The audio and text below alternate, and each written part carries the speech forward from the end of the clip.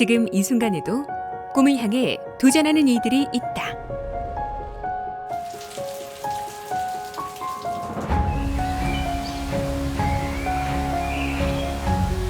숙명처럼 세계 최상의 디지털 휴머니티 대학 숙명여자대학교 2023학년도 숙명여자대학교 논술 우수자 전형 안내를 시작하겠습니다.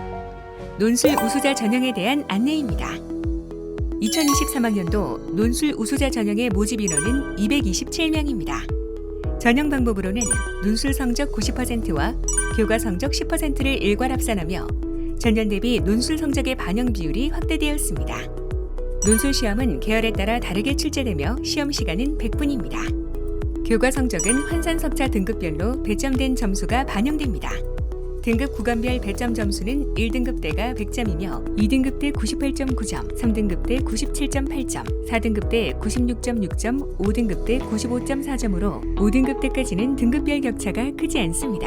반면 논술 시험은 900점 만점으로 반영 비율이 높은 만큼 논술 시험을 철저히 준비하는 것이 무엇보다 중요합니다.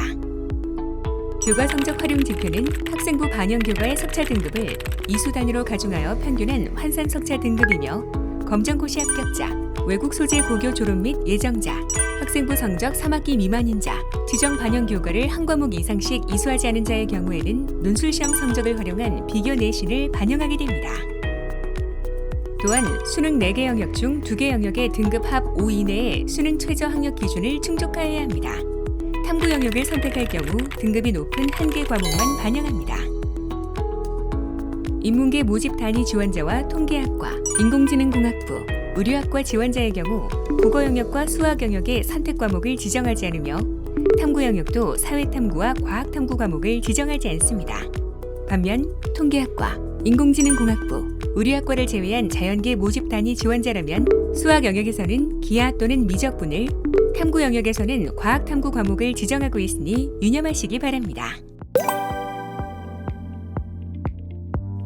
인문계 모집 단위와 의료학과는 인문계열 논술 시험으로 147명을 모집합니다.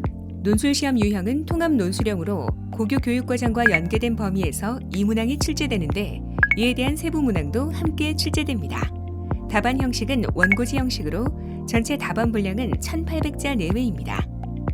인문계열 문항들은 다양한 사회 현상과 추세, 변화, 전망을 이해하고 미래에 대한 정확한 진단을 수행하기 위해 제시문이나 질문에 표나 그래프를 포함하여 구성됩니다. 출제 의도 파악을 바탕으로 제시문과 논제에 대한 분석력과 이해력이 중요하며 자신의 문장으로 작성하였는지 등을 평가합니다. 지금부터 인문계열 논술 시험을 준비 중인 수험생을 위한 팁을 안내하겠습니다. 숙명여대 인문계 논술은 2022학년도부터 크게 변화했는데요. 이 점에 초점을 두고 인문계 논술의 기본적인 사항과 몇 가지 변화된 사항에 대해서 말씀드리고자 합니다. 우선 기본적으로 숙명여대 인문계 논술은 2가지 문항으로 구성이 됩니다. 첫 번째로는 사회적 추세와 이 시대의 중요한 아젠다를 포함한 문항이 있는데요. 이 문항에는 인문사회과학과 자연과학 전반을 포괄하는 그 내용이 제시가 되고요.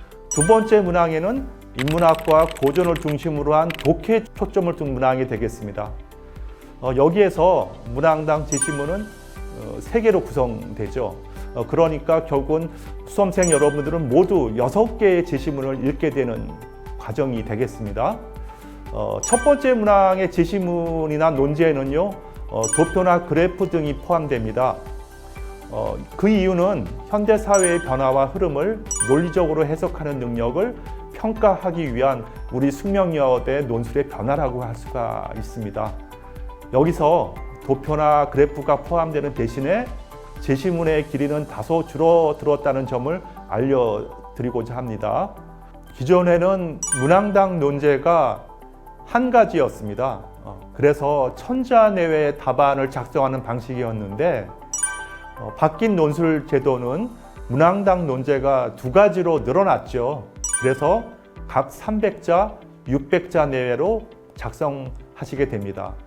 수험생 여러분들은 이 2가지 문항을 모두 100분에 작성하면 되는데 2021 학년도에 120분보다 20분이 줄어든 셈이 되겠습니다.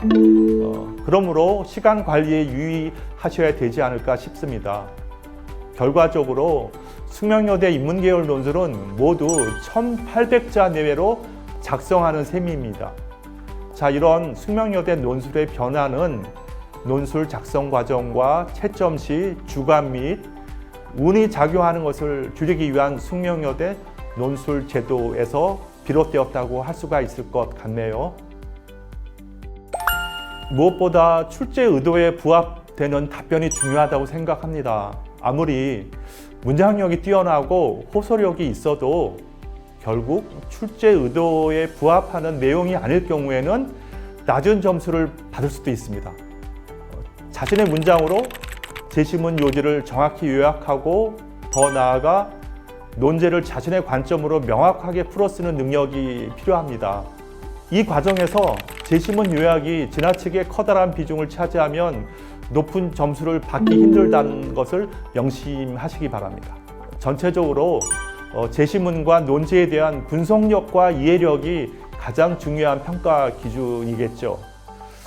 논술은 채점에 의해 완성되는 예술이라는 말이 있습니다. 우리 숙명여대는 채점위원 간의 합리적인 채점을 위해서 채점위원 간의 토의 또 점수 격차를 줄이기 위한 제도적 장치를 두고 있다는 점을 여러분들에게 알려드리고 싶습니다.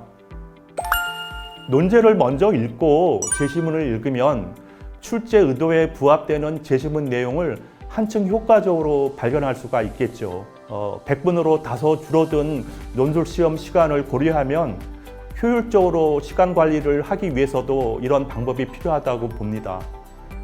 먼저 논제를 정확하게 숙지하면 문항에서 요구하는 그 출제자의 문제의식, 출제 의도의 얼개가 보이게 될 것입니다.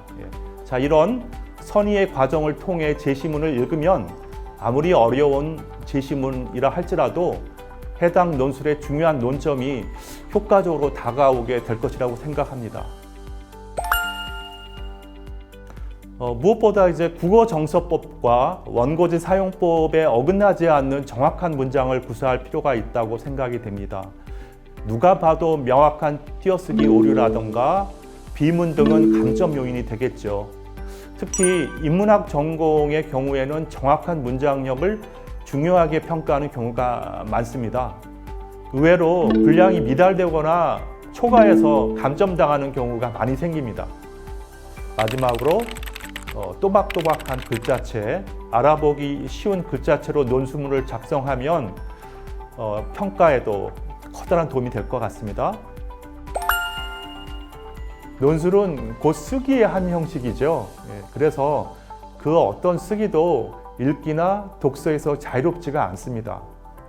그러므로 수험생 여러분의 글쓰기는 여러분이 지금까지 축적해온 읽기가 자연스럽게 구현되는 과정이기도 합니다.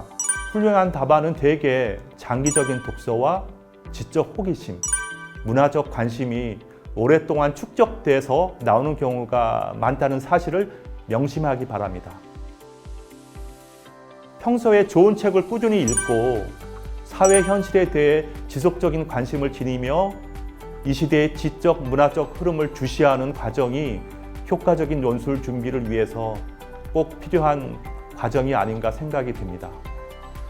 숙명여대를 지망하는 모든 수험생들의 앞날에 행운과 축복이 함께하기를 바라면서 오늘 얘기를 여기서 마치도록 하겠습니다. 감사합니다. 논술 시험에 대한 자세한 사항은 입학처 홈페이지에 제공된 기출문제 및 해설을 참고하시기 바랍니다.